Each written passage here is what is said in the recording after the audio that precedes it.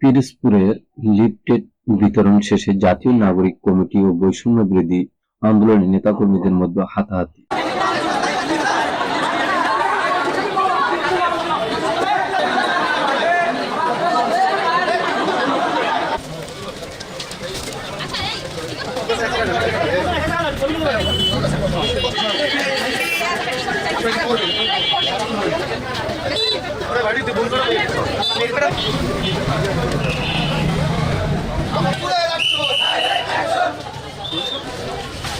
বিপ্লবীদের ভবিষ্যতের কি হবে কোনো নিশ্চয়তা নেই।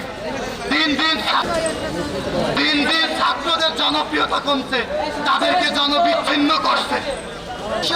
47 সালে পাকিস্তান রাষ্ট্রের জন্মের জন্য আন্দোলন করেছি। 1971 সালে বাংলাদেশ রাষ্ট্রে সময় নিয়ে একটু দিবেন। দাঁড়ান পরিবার রয়েছে। আমরা আওয়ামী লীগের বিচার চাই। আওয়ামী লীগের যে দোষর ছিল আমরা আমাদের জাতীয় নাগরিকের পক্ষ থেকে আসছে। আমাদের 7টা দাবি আছে।